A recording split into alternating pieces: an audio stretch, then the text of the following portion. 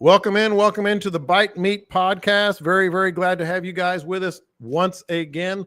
This podcast, we're really happy what it's grown into, and in a weird way, it has a lot to do with our guest today, and I'll get to that in just a minute. Well, I'll get to it right now after I say, don't forget to subscribe to the podcast wherever you get your podcast, whether it's iTunes or Spotify. Or Podbean, where we host it, and I recommend people join there because you can get every episode we've ever done. Been doing it for about 14 months now, 13, 14 months now, and you never forget your first is what they say, right? You never forget your first. This podcast has become something that we're quite proud of. We've had some incredible guests: Aaron Franklin, Grant Pinkerton, Leonard Botello, CEO of Big Green Egg, Dan Gertzikoff, on and on it goes. Badia Spices CEO, Traeger CEO Jeremy Andrus, and on. But about 14 months ago, our buddy, our mutual friend, Rick Martin, over at Texas Star Grill Shop, which brings us this podcast every week, said, "Hey, going to have Chris Shepard over at the store for an event that he's doing. Why don't you start it with that one?" And I did, and it was a little awkward because you were in the middle of a bunch of stuff, with your event. And I said, "Hey, you got a couple of minutes?" And it ended up being terrific. So Chris Shepard was the first guest on the Bite Meat podcast. James Beard Award winning, of course. Everybody remembers Underbelly and all the great things that were happening there, doing God's work for Southern Smoke Foundation and the industry. So we'll get into all that. But Chris, really happy, especially you're maybe not vacationing, but you're taking a little bit of a break out in Napa. Really happy you could join us. But I felt compelled that it was a good time to get you on at this time of year. Foremost, because I think you can relate with a lot of things happening in the Hill Country. I know you're plugged in. A lot of people in this industry are stepping up. You step up in a different way for the industry, and like I said, we'll get into that. But it's just incredible to me, the close-knit nature of the food and beverage industry and what people are doing. I'm sure you have some friends that are stepping up as well. Yeah, lots right now. Total devastation and just terrible what has happened out there. And food and beverage workers are always the first ones to kind of just jump in and start feeding people. And it's a true blessing that they're there. So it is absolutely that. The other reason I thought it was really great to have you on is I'll start with the James Beard Awards, and I wrote them down to make sure I didn't mess them up. I know them off the top of my head, but I don't know how exactly to pronounce this name, and I'm sure you can help me. But the James Beard Awards recently have come out. The Houston area, the greater Houston area in Texas was well represented. And you've won this. You've been there. You've done it. What is that experience like, and what does it mean when you actually hear your name called? When you kind of, man, it's terrifying, actually. To be honest with you, it was right off the bat. Like in 2013, I got nominated, and you make the long list, and you're like, man, that's so cool. Like it's something you never thought was going to happen. Then all of a sudden, you're on the short list, and you're like, oh wow, because it goes from 20, and then it goes to 5, and then you go to the awards, and it ends up with 1, right? And that year, I didn't win, and I was really kind of glad that I didn't, because it was like I got to experience the whole thing. I was hoping you get back again, and in 2014, we did, and ended up winning it. And it's one of those things. It's like, man, your peers are telling you you're doing a good job. That's what's really cool about it. It's not just randomness. It's like, but it's your peers and people that see what you do on a day-to-day basis. And I was very honored.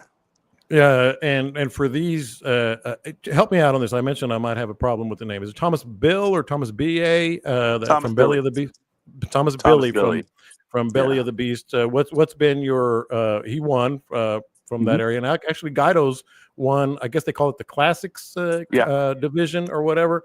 Tell us about what he can expect in the coming months. You never know.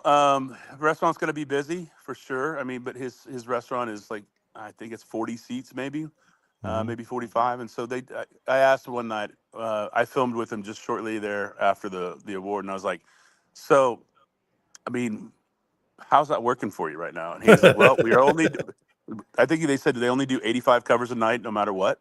And they had been doing that. And so it's kind of, the books just got filled right, for the next couple months, and so that's really good for business. But it means the world to the staff, right?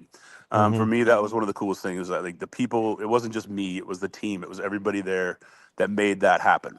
Right. And so it's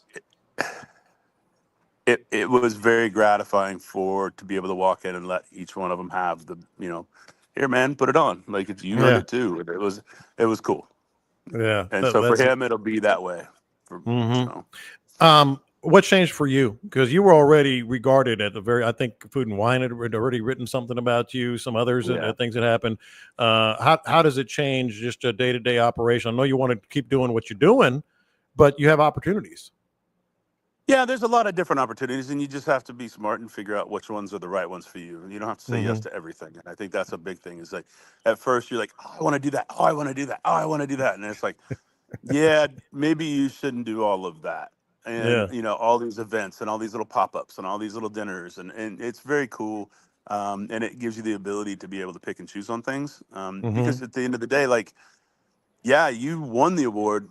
Now people are going to want you to prove it. Yeah. Yeah. Because the people that came before heard about it, and now they've all heard about it, and there's an expectation that's set there.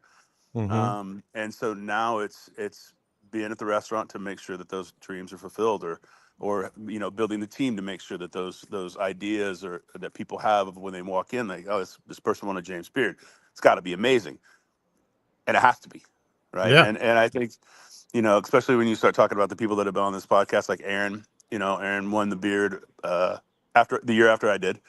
Mm-hmm. And and barbecue is one of those things that like really freaks me out because I see the restaurants where they have the lines. There's 200, 300, 400 people standing in line every day, and like you have to meet that expectation that's so high on a Mm-hmm. day-to-day basis on a piece of protein that takes you 15, 18 hours to cook. If it goes south, what do you do? Yeah. And it's Yeah. just like, and he told me, well, we have methods to make, Mm-hmm. there's timing, the's this, there's that, and it's like, barbecue is always one of those things that like I could never wrap my head around. It scares Well, me. and the other thing is every piece of, and you're referencing brisket with the 15-8. Every piece of brisket Yeah, is different. They all cook it differently. They is. all feel differently. You take them off differently. I would, frankly, I'd go insane. Like Well, I'd go absolutely because insane. you're asking him, and he's like, "Oh, we cook 120 briskets a day."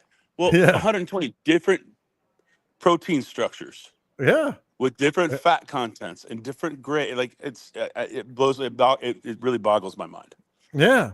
The other And I thing think that I want, go barbecue ahead. people are some of the best cooks out there to be able to do that. I mean, at Oh, one point sure. I was like, I mean, you're kind of just overcooking meat, but it's way more than that. The chemistry behind it and the thought process behind it, and it's wow, it blows my Yeah. mind.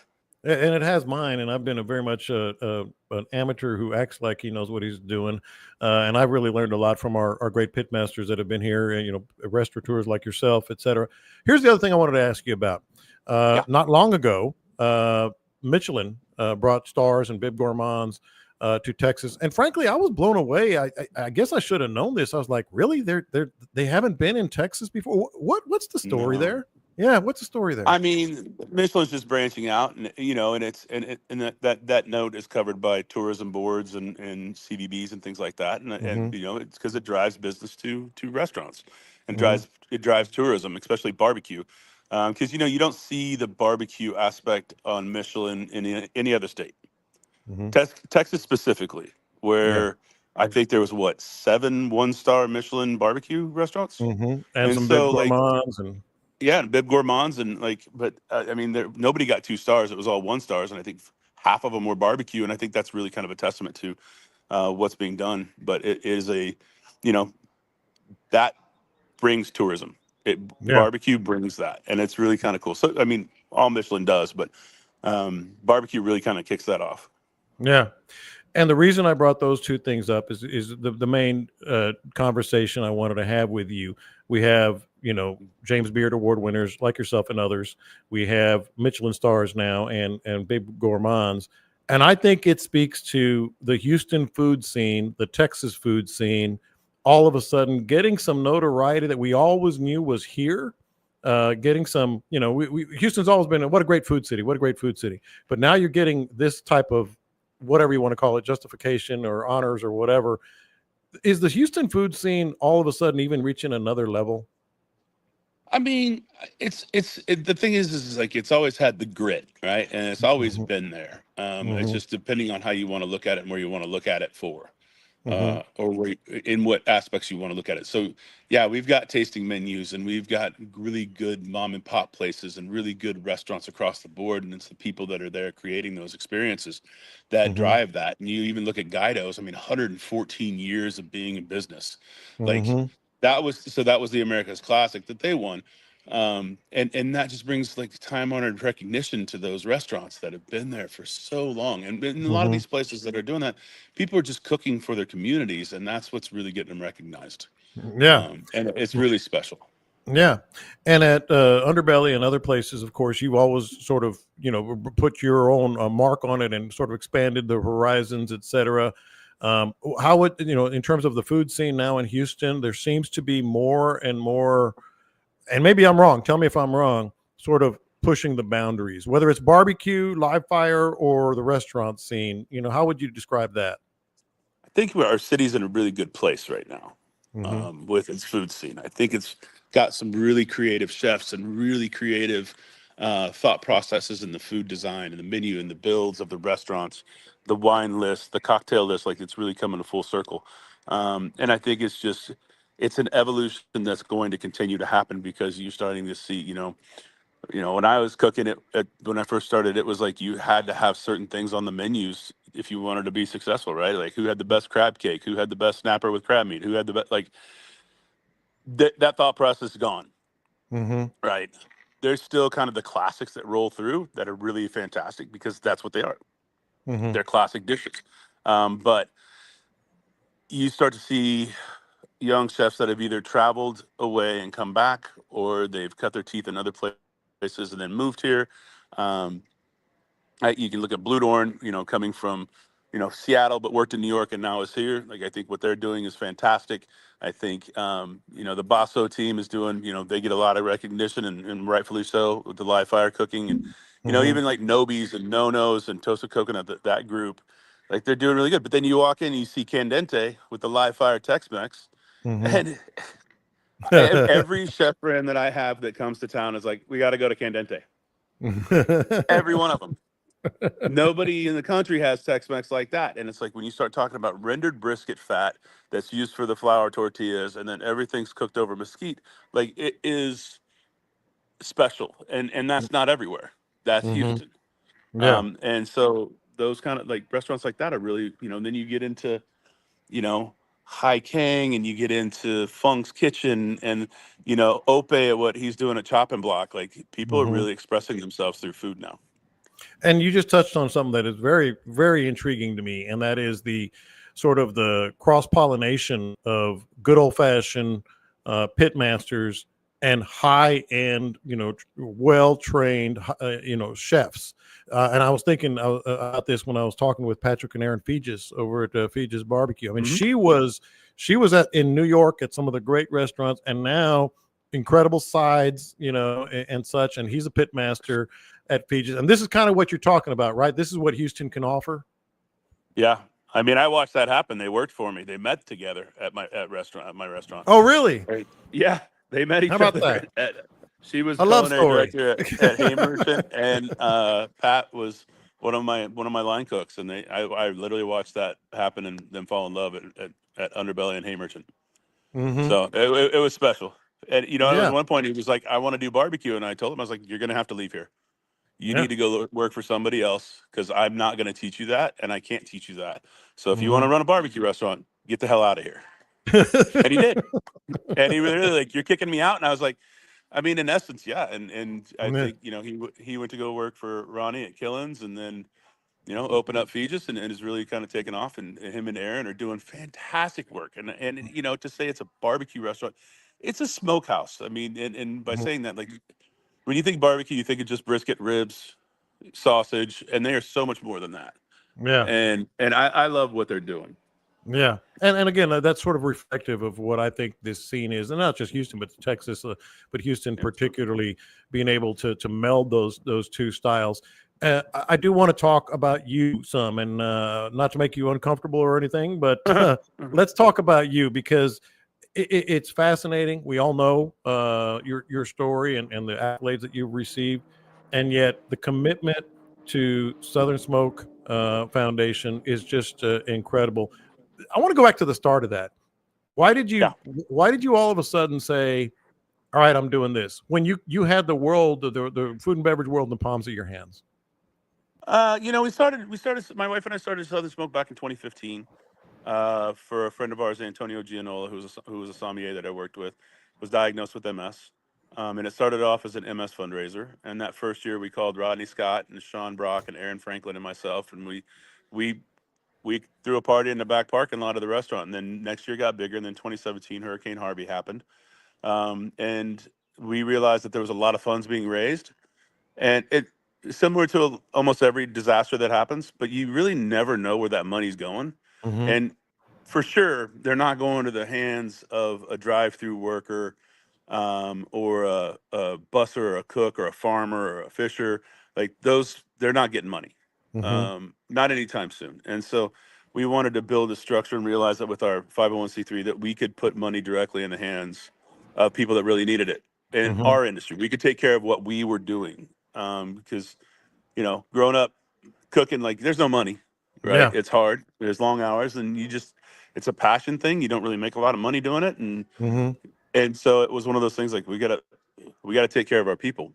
Mm-hmm. And so we continued that program, and then 2020, it really, we were granting like $80,000 here for the year or whatever we raised, and then in Mm-hmm. 2020, uh, you know, we took on 36,000 applications within the first 3 weeks of Wow. shutdown nationally. And so, and fundraising we had some really great partners that really just stepped up.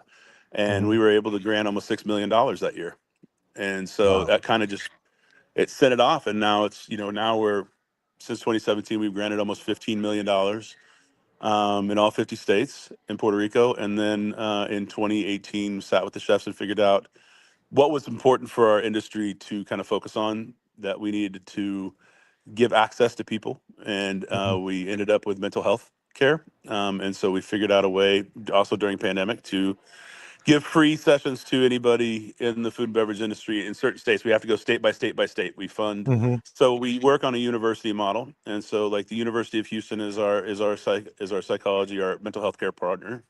So all the PhD students, we fund the university like people fund a basketball or football program. We fund the Sure. psychology department, Mm-hmm. and get access to clinical hours. So anybody in the food and beverage industry in the state of Texas, through the Behind You program, when they apply and qualify, which our qualifying thing is the same for emergency relief or the Behind You program, which is 6 months in the industry and 30 hours a week. Mm-hmm. But it gives them access to 20 free sessions.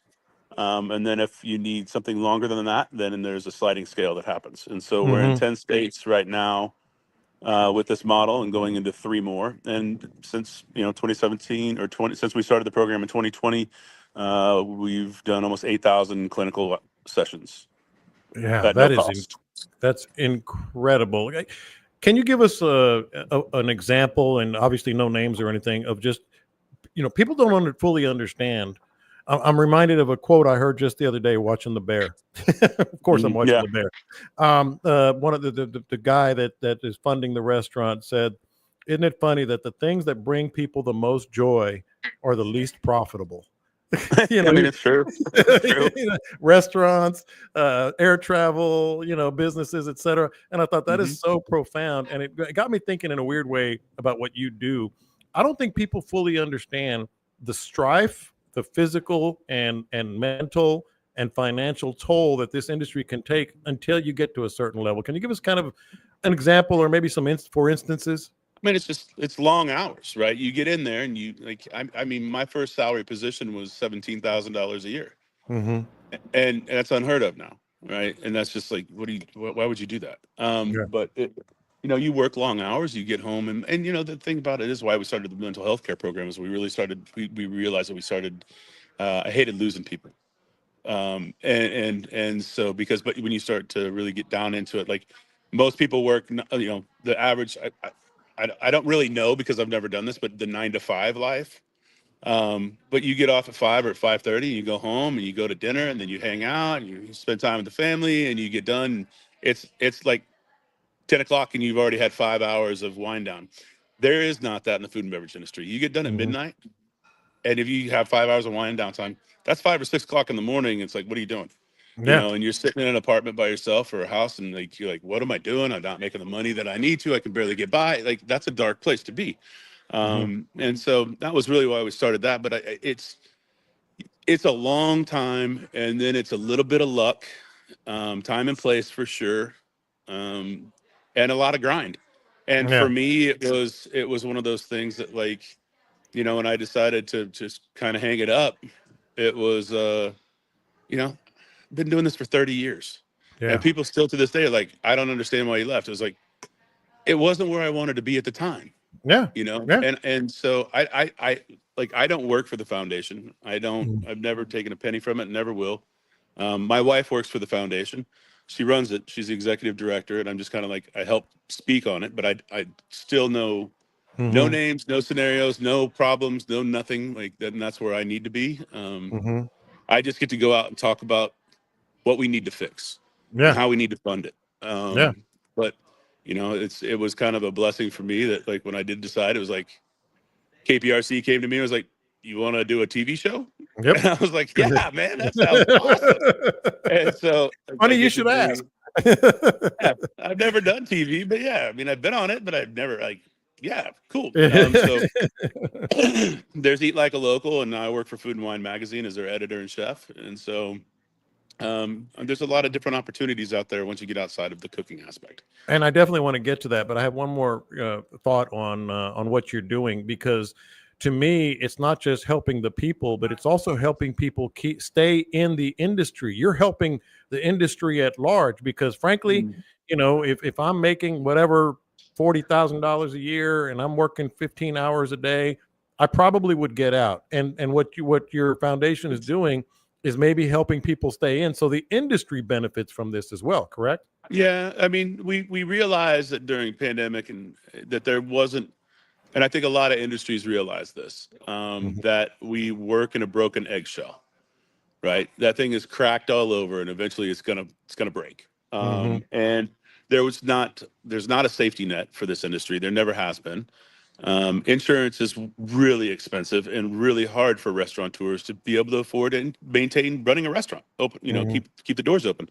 And so, you know, when we looked at it, it was like, how do we make people know? And that's really where, you know, the awareness comes in, is like, there is somebody there to help you. There is backup if you need it. Like, we can be that safety net. And that's really where it came into it, is really just being the safety net for people. And when not all, man, I was literally in a city and I was talking to our bartender, and, you know, and I gave her a business card and I was like, look, I'm not trying to hire you, but this is what we do. And it's kind of what I do everywhere I go. I mean, that's what we've been doing the entire time out here, is we just give them the card. It's got the QR code on it. It's like, here, this is what we do. If you ever need it, or if any of your friends need it, any of your coworkers need it, this is what it is. Excuse me. She said, that's amazing.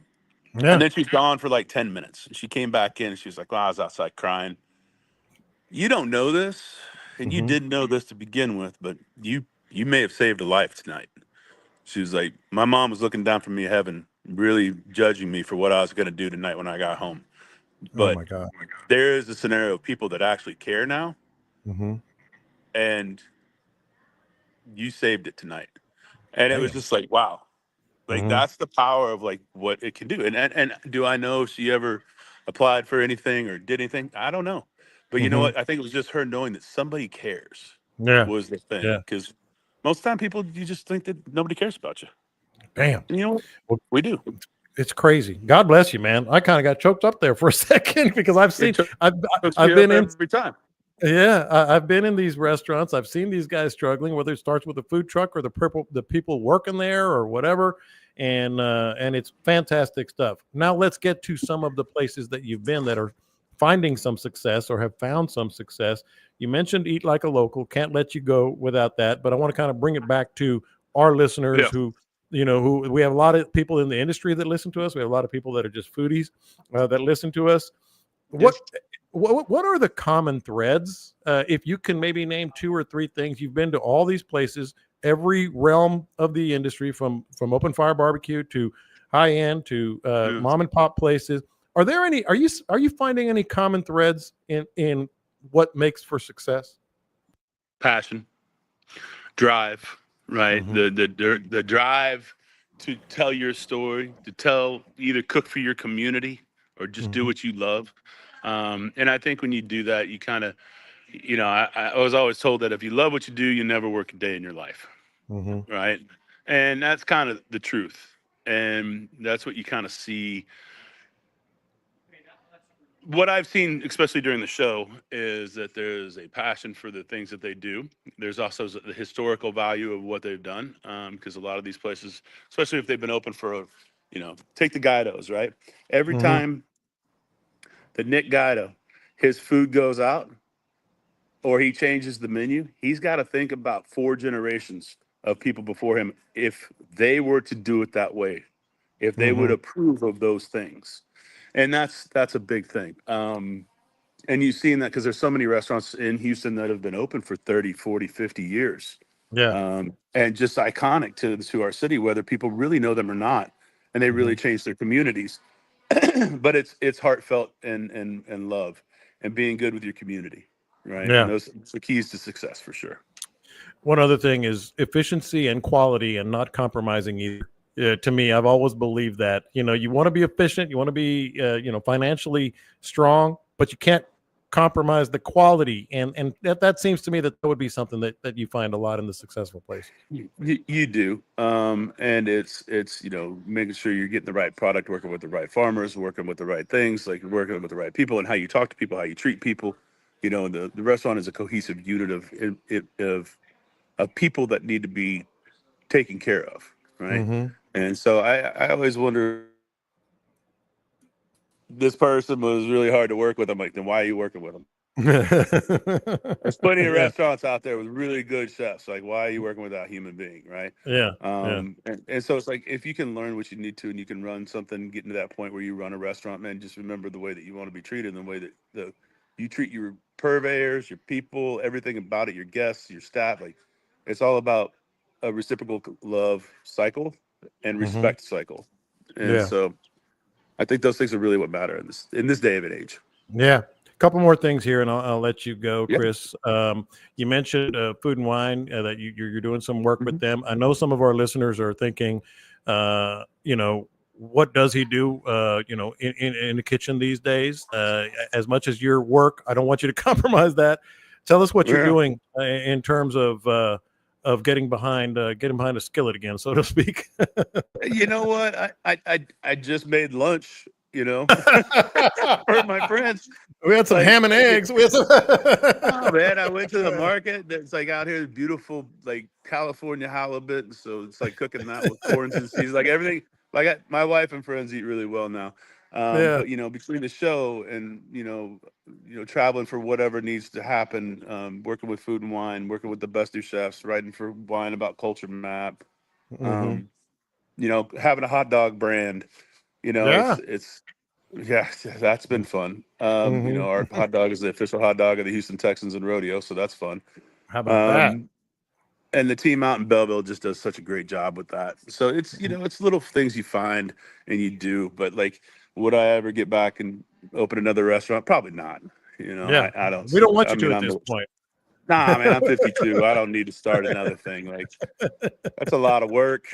Yeah. This is way more fun. Yeah. Speaking of which, that's the last thing I wanted to ask you. And this is just a hack question, and I try not to be a hack. But do you watch? Have you watched The Bear? Oh yeah. We watched the whole. Yep. We just we're out here in California for a little bit, and so we rented a house, and we literally, my wife and I, watched the entire season in like 3 days. Yeah. The intensity, the craziness. Well, I'll let you answer the question, because I've had other chefs on and they said, "Oh yeah, it's real." Is it that real? Have you experienced that kind of nuts in a kitchen? Yes and no, right? I mean, there's the intensity for sure. I think that goes back to what I was saying. Like, why would you work there? You know what I'm saying? Like, why? Like, the changing of the menu every night. My wife looked at me and she was like, "You remember when you did that?" And it was like, yeah. Not to like, I wasn't the guy that practiced the dish 50 times before I put it on the menu. No, it was like, let's fly with it. Because we were a whole animal restaurant. So we only had like 24 pieces of whatever protein it was. And so it was like, we don't have time to work on this dish. We just need to make it right from the beginning. Yeah. And so, but the fine dining thing it's intense, right? And, but restaurants can be intense. Like, service is just intense, and it depends on how you make it and how you coordinate that. So but it can be very true. That can be very true for sure. The fascinating thing to me is it Matty Matheson? He's in the show and he's the chef. I mean, he's the guy that is classically trained, so to speak, and that's got to be fun for him to be a part of that. Are you familiar, or do you know him? Oh, we do. Yeah, we know each other pretty well. We just had dinner a couple months back in Nashville together, and kind of talking about it. And he helps out with it, but like Courtney Storer, her brother wrote the show, and she is kind of the culinary director on the show, and she does a really fantastic job too. So it's the show is entertaining, and it's nice, and it's fun to watch, and watching the character development and seeing the ups and downs of life. It's very true to it. But Chris Shepard is not the bear. He's the teddy bear. He's the teddy bear is what his would be called. Chris, man, I love chatting with you. Looking forward to seeing you. Maybe we'll run into each other over at Texas Star Grill Shop. I know you go in there a lot still. I did. You know what? It was funny because we were on the road a lot, and we landed, and I looked at Lindsay, my wife, and I was like, because my backyard is just all live fire stuff. Yeah. Right. There's like 3 pieces of equipment back there. It's just live fire, and that's it. And I looked at her and I was like, "Can we just go buy a Texas Star Grill and buy a gas grill?" And she was like, "You've been talking about it forever." And so like literally just pulled in. I was like, "Can you guys deliver this like in the next couple of days?" And they're like, "Yeah, no problem, done." And so easy. They're so easy to work with, and it was cool to see them. That is awesome. Well, Chris, have a big old earthy glass of Cabernet for me. We haven't been out there in a few years. It's a fantastic place. Enjoy your time there. I know you're doing a lot of work, and we really appreciate you joining us, man. Thanks for having me. Always a pleasure. We'll do it again. That is Chris Shepard. This is the Bite Meat Podcast, and as always, don't forget to subscribe. Don't forget to get out to Texas Star Grill Shop. You guys smoke it up. We will talk to you next time.